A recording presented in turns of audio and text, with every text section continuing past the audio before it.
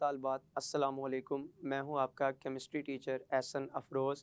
Class नहम chemistry बाब number 3।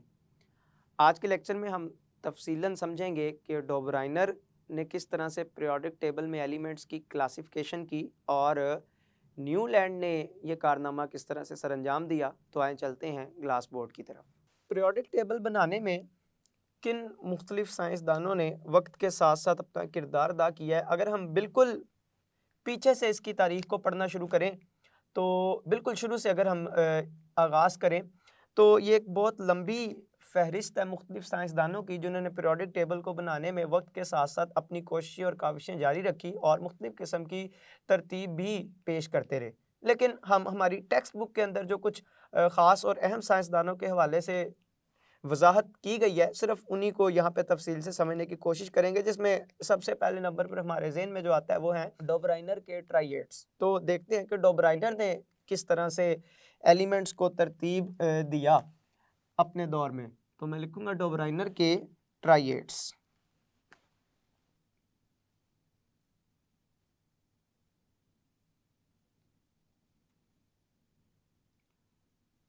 तो डोबराइनर ने असल में एक लॉ पेश किया था, जिस लॉ को ट्राइएड के नाम से जाना जाता है। डोबराइनर के ट्राइएड्स। तो पहले तो थोड़ा सा तारुफ पढ़ लेते हैं इस डोबराइनर का कि डोबराइनर कौन था।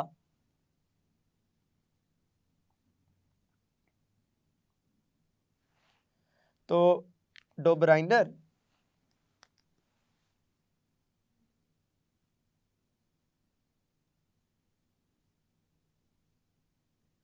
एक जर्मन कीमियादान था, जिसने 1829 में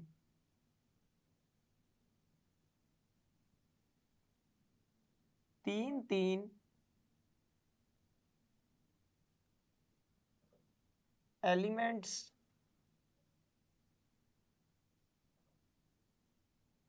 पर मुश्तमिल ग्रुप्स के एटॉमिक मासेस का मुशाहिदा किया। तो डोबराइनर ने क्या किया, पहले तो मैं अगर हेडिंग देखूं जो हमारी लिखी हुई है, उसमें लिखा हुआ है ट्राइएड। ट्राइएड से मुराद ही क्या है? तीन। ट्राइएड का मतलब ही तीन एटम का, तीन एलिमेंट्स का ग्रुप है, तीन का ग्रुप। तो तीन के ग्रुप को ट्राइएड बोला जाता है। तो खैर, डोबराइनर ने क्या किया, ये एक जर्मन कीमियादान था, इसने 1829 के अंदर तीन एलिमेंट्स पर मुश्तमिल ग्रुप्स के एटॉमिक मासेस का मुशाहिदा किया। उन्होंने कहा कि तीन एलिमेंट्स, उनके एटॉमिक मासेस का मुशाहिदा किया और मुशाहिदा करके उसने एक लॉ पेश किया। अब ये लॉ था क्या? मैं अगर डोबराइनर के ट्राइएड की बात करूं तो मैं लिखूंगा ट्राइएड लॉ।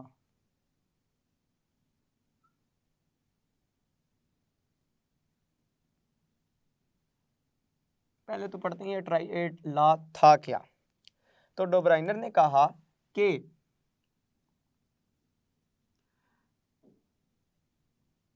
हर तीन एलिमेंट्स के ग्रुप में से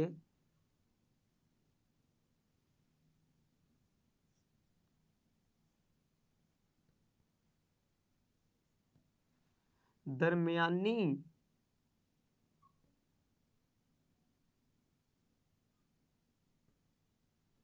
एलिमेंट का एटॉमिक मास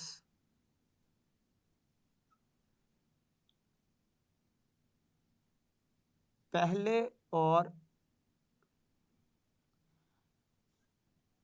आखिरी यानी तीसरे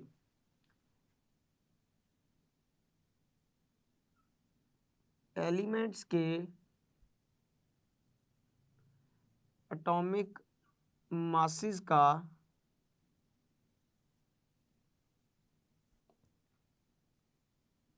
औसत होता है। तो ये था डोबराइनर का ट्राइएट लॉ के उसने कहा कि कुछ एलिमेंट्स को तीन तीन के ग्रुप के अंदर तब्दील कर दिया, तीन तीन के ग्रुप के नाम से उसने कुछ एलिमेंट्स की पहचान की, हर ग्रुप को ट्राइएट का नाम दिया, हर ग्रुप में तीन एलिमेंट मौजूद थे और उन तीन एलिमेंट्स की तरतीब कुछ इस तरह से रखी गई कि उसने कहा कि जो इन तीन में से दरमियानी एलिमेंट होगा उस दरमियानी एलिमेंट का एटॉमिक मास पहले और तीसरे एलिमेंट के एटॉमिक मास का औसत होगा। इस लॉ को, इस नज़रिए को उसने डॉबराइनर ट्राइएट लॉ का नाम दिया। मैं इसको समझने के लिए आपके सामने एक मिसाल रखता हूँ कि जिन ट्राइएट्स के अंदर उसने एलिमेंट्स को तकसीम किया, उन ट्राइएट्स में से एक ट्राइएट जो ग्रुप है वो कुछ इस तरह से है। मिसाल के तौर पर उसने कहा कि कैल्शियम, स्ट्रोंशियम और बेरियम, ये तीन एलिमेंट्स का एक ग्रुप बनाया उसने। अब कैल्शियम के अगर एटॉमिक मास को देखें तो ये बनता है 40, बेरियम के एटॉमिक मास को देखें तो ये बनता है 137। तो उसने कहा कि ये तीन एलिमेंट्स का एक ग्रुप है। इन ग्रुप में से जो दरमियान वाला एलिमेंट है यानी कि स्ट्रोंशियम, इसका जो एटॉमिक मास होगा वो पहले और तीसरे एलिमेंट के एटॉमिक मास का औसत एटॉमिक मास होगा। अब अगर मैं पहले और तीसरे का औसत निकालूं तो कैसे औसत निकालूंगा? मैं पहले एलिमेंट का एटॉमिक मास इसमें तीसरे एलिमेंट के एटॉमिक मास को जमा करूंगा और इसको 2 के ऊपर तकसीम कर दूंगा और तकसीम करने के बाद इसका जवाब आना चाहिए 88, तकरीबन 88.5 इसका जवाब आना चाहिए। और स्ट्रोंशियम का जो एटॉमिक मास है वो तकरीबन 88 ही है। तो मतलब कि यहाँ पर इस ग्रुप के हवाले से उसकी ये कही हुई बात ये सच साबित हो रही थी कि तीन एलिमेंट के ग्रुप में से दरमियानी एलिमेंट का एटॉमिक मास पहले और तीसरे एलिमेंट के एटॉमिक मास का क्या होना चाहिए? औसत, जो कि कुछ ग्रुप्स के लिए, जो उसने कहे थे, कुछ ग्रुप्स के लिए ये बात दुरुस्त साबित होती थी। मैं एक और मिसाल आपके सामने लिखता हूँ कि अगर मैं बात करूँ कि लिथियम, सोडियम, पोटासियम, ये तीन एलिमेंट हैं। लिथियम का एटॉमिक मास 7, पोटासियम का एटॉमिक मास 39। अब ट्राइएट के असूल के मुताबिक जो सोडियम का एटॉमिक मास है वो पहले और तीसरे के एटॉमिक मास का हूबहू औसत होना चाहिए। तो जब देखा गया तो लिथियम का 7, पोटाशियम का 39, दोनों को जमा करके 2 पे तकसीम किया जाए तो ये तकरीबन इसका जवाब आता है 23। और सोडियम का एटॉमिक मास भी कितना था? 23। मतलब ये कि कुछ तीन तीन एलिमेंट्स का ग्रुप ऐसा था जो वाकई ही इस बात के ऊपर पूरा उतरता था जिसको ट्राइएट लॉ का नाम दिया गया कि हर तीन में से, तीन के ग्रुप में से दरमियानी एलिमेंट का एटॉमिक मास पहले और तीसरे के एटॉमिक मास का क्या होगा? औसत होगा। तो कुछ एलिमेंट्स के ऊपर ये बात सच साबित होती थी जो डोबराइनर ने की थी। लेकिन जहाँ पे हम ये बात कर रहे हैं कि ये लॉ जो है वो दुरुस्त है, वहीं पे फिर ये भी पता चला कि तब तक जो एलिमेंट दरियाफ्त हुए थे उनमें से भी कुछ एलिमेंट ऐसे थे जो इस बात के ऊपर पूरा नहीं उतरते थे। तो इसका मतलब कि ट्राइएट जो था, ट्राइएट लॉ जो था ये 100% दुरुस्त नहीं था, इसको पजीराई ना मिल सकी क्योंकि इसमें कुछ खामियां मौजूद थी। और वो खामियां ये थी कि ये तब तक के मौजूद तमाम एलिमेंट्स के बारे में इस तरह की तफसील बयान नहीं करता था और जितने भी ग्रुप्स के अंदर इसने एलिमेंट्स को तकसीम किया था वो सारे ग्रुप्स इस तरह का रवैया जाहिर नहीं करते थे जैसा इसने अपने इस लॉ के अंदर बताया था। तो मैं अगर लॉ ऑफ ट्राइएट या डोबराइनर ट्राइएट की कुछ खामियों की बात करूं या ट्राइएट के नकाइस या ट्राइएट लॉ की खामियां,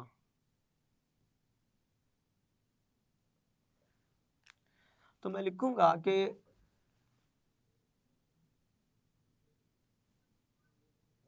उस वक्त तक दरियाफ्त तमाम एलिमेंट्स के रवैये को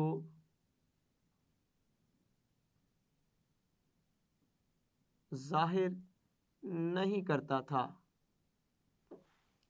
मिसाल के तौर पर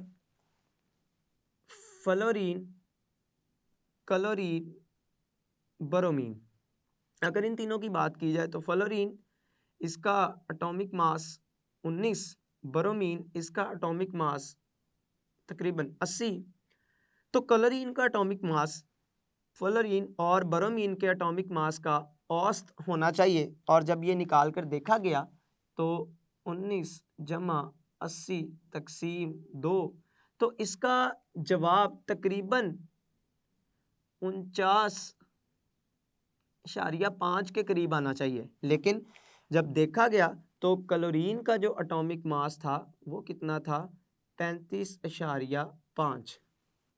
ये क्लोरीन का एटॉमिक मास था, और ये ग्रुप वजाहत करता था इस बात की कि लॉ ऑफ ट्राइएड जो है वो 100% दुरुस्त नहीं है, उसमें कुछ कमी है, उसमें कुछ खामी है।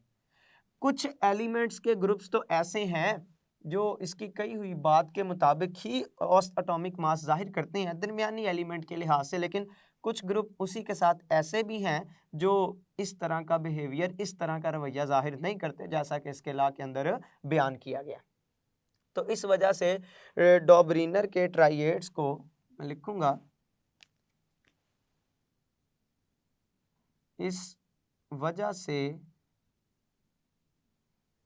डॉबरीनर के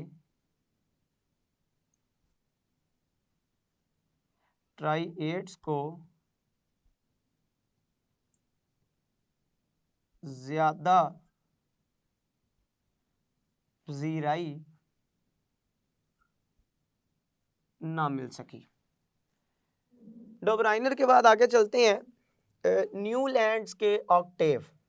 तो न्यूलैंड ने भी 1864 के अंदर एलिमेंट्स को जाहिर करने के लिए एक लॉ पेश किया जिसको न्यूलैंड के ऑक्टेव या ऑक्टेव लॉ के नाम से जाना जाता है। लेकिन न्यूलैंड ने जब अपना ऑक्टेव लॉ पेश किया, इससे पहले कैनिज़ारो ने 1860 के अंदर मुख्तलिफ एलिमेंट्स के एटॉमिक मासेस को सही तरह से दरियाफ्त करने की कोशिश की, और उस कोशिश में बहुत हद तक कामयाब भी रहा। तो सबसे पहले हम ये भी कह सकते हैं कि कैनिज़ारो ने 1860 के अंदर एलिमेंट्स के एटॉमिक मासेस को दरियाफ्त करने का कारनामा सरअंजाम दे रखा हुआ है। तो खैर दूसरे नंबर पर हम ये पढ़ते हैं न्यूलैंड के ऑक्टेव्स।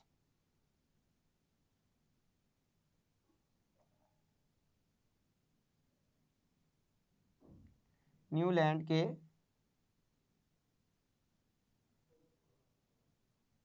ऑक्टेव्स। लेकिन न्यूलैंड के ऑक्टेव से पहले अगर हम पढ़ते चलें, कैनिज़ारो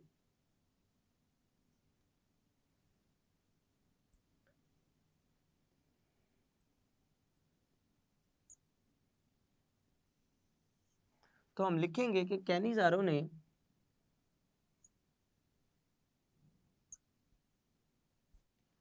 1860 में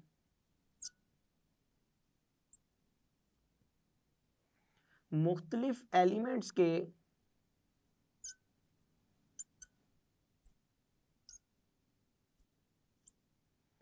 सही एटॉमिक मासेस को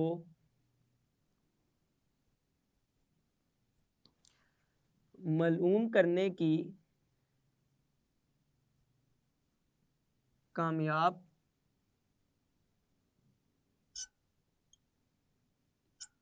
कोशिश की, और इसी कोशिश और काविश को मज़ीद मुख्तलिफ साइंसदानों ने भी आगे बढ़ावा दिया। कैनिज़ारो ने जो मेथड इस्तेमाल किया मुख्तलिफ एलिमेंट के एटॉमिक मासेस को मालूम करने के लिए, उसको वेपर डेंसिटी मेथड के नाम से जाना जाता है। खैर, कुछ बड़ी क्लासेस के अंदर चल के आप इस बात को तफसील से समझेंगे कि किस तरह से शुरू में कैनिज़ारो के दौर में किस तरह से एलिमेंट्स के एटॉमिक मास को दरियाफ्त किया गया, किस मेथड की मदद से, किस प्रोसेस को इस्तेमाल करते हुए। यहाँ पे सिर्फ हमने एक बात को समझा कि कैनिज़ारो ने जब 1860 के अंदर एटॉमिक मासेस को मालूम कर लिया सही अंदाज में, या इसके साथ और मुख्तलिफ साइंसदानों ने एटॉमिक मासेस को मालूम करने के लिए कोशिशें की और सही कोशिशें साबित हुई, तो उसके बाद फिर न्यूलैंड ने एटॉमिक मास को बुनियाद बनाते हुए अपना पीरियोडिक टेबल पेश किया, अपनी जो तकसीम थी एलिमेंट्स की वो पेश की। तो देखते हैं कि किस तरह से न्यूलैंड ने ये कारनामा सर अंजाम दिया। तो कैनिज़ारो के बाद बात करते हैं न्यूलैंड की।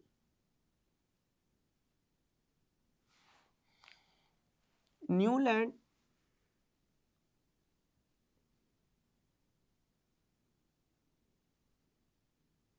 एक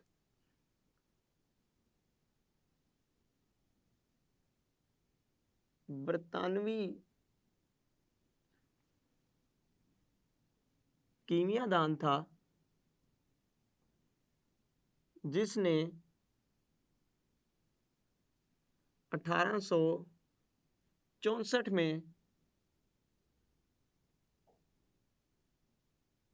एटॉमिक मासेस को बुनियाद बनाकर मुख्तलिफ एलिमेंट्स का मुशाहदा किया। एक बात और यहाँ पे याद रखने वाली है, वो ये कि न्यूलैंड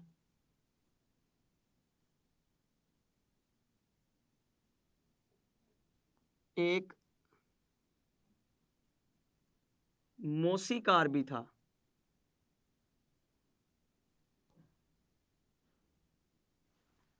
न्यूलैंड एक मौसीकार भी था।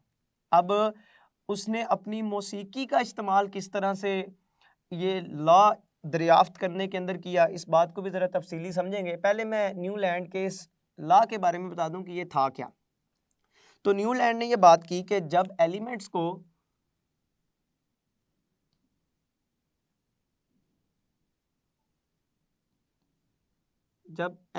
को उनके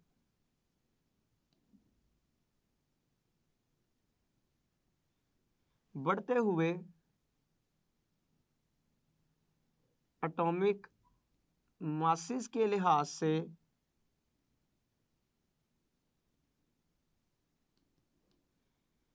तरतीब दिया जाता है,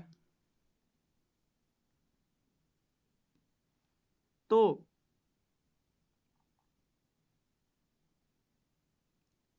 हर आठवां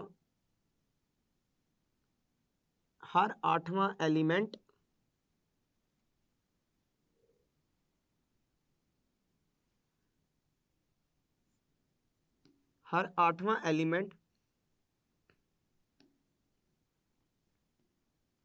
खुसूसियात में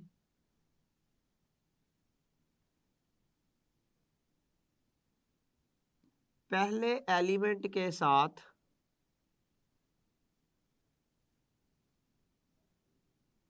मुताबिकत रखता है।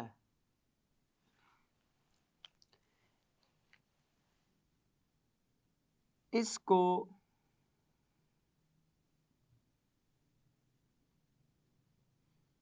न्यूलैंड का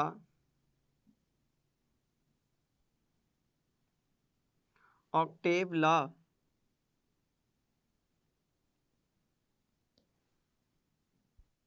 कहा जाता है। न्यूलैंड का ऑक्टेव लॉ। ऑक्टेव का मतलब ही क्या है? 8। तो मतलब ये लॉ किस बारे में मालूमात देता है? न्यूलैंड ने कहा कि जब एलिमेंट्स को उनके बढ़ते हुए एटॉमिक मास के लिहाज से तरतीब देते हैं, तो हर 8वां एलिमेंट खसूसियात के लिहाज से बिल्कुल पहले एलिमेंट के साथ मुताबिकत रखता है। तो असल में उसने अपने इस लॉ को, ऑक्टेव लॉ को, मौसीकी के सुरों के साथ इसका मुवाजना किया। तो मैं ये बात लिखता हूँ, फिर इस बात को समझाता भी हूँ कि न्यूलैंड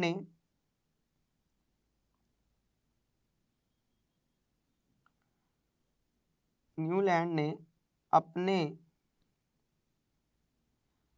लॉ का मुवाजना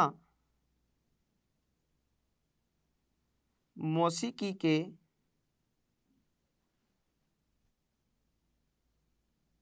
सुरों के साथ किया।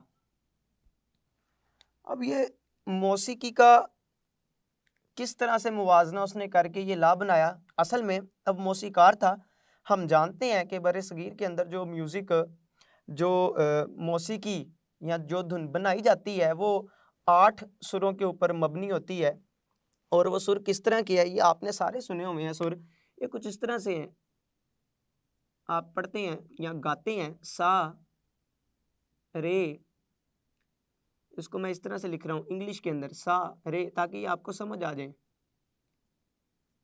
गा, मा, पा, धा, नी, और नी के बाद दोबारा सा। ये आपने सारे सुर सुने हुए हैं। जरा अगर इनकी गिनती करें तो 1 2 3 4 5 6 7, 7 के बाद नी के बाद दोबारा क्या आता है, सा, 8वां। वो जो 8वां सुर है ना वो दोबारा पहले की जैसा है। पहला सुर भी कौन सा है, सा, और ये 7 गुजरने के बाद जो 8वां आएगा वो भी कौन सा होगा, सा।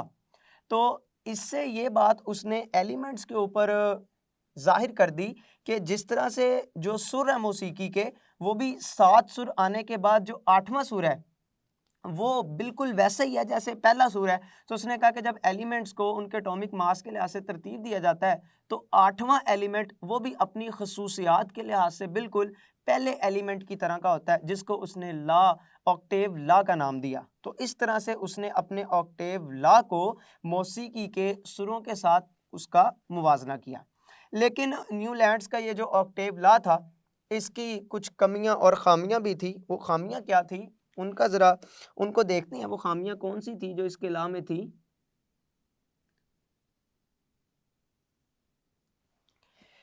तो न्यूलैंड ने अपने ला के अंदर उन एलिमेंट्स के लिए जगह बिल्कुल भी नहीं छोड़ी जो अभी तक दरियाफ्त नहीं हुए थे। तो ये जो दरियाफ्त एलिमेंट्स नहीं थे उनके बारे में किसी किस्म की मालूमात नहीं रखता था। तो ये एक पहली बहुत बड़ी खामी थी इसके ला के अंदर कि इसने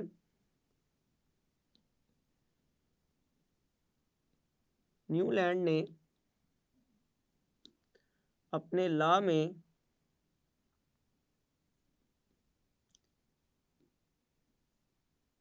गैर दरियाफ्त शुदा एलिमेंट्स के लिए कोई जगह ना रखी। पहली बात, जब इसने अपना ये ला पेश किया तब तक अभी नोबल गैसेस भी दरियाफ्त नहीं हुई थी।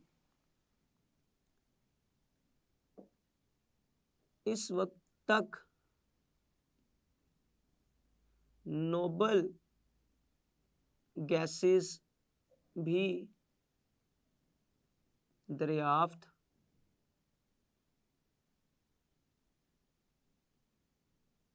नहीं हुई थी।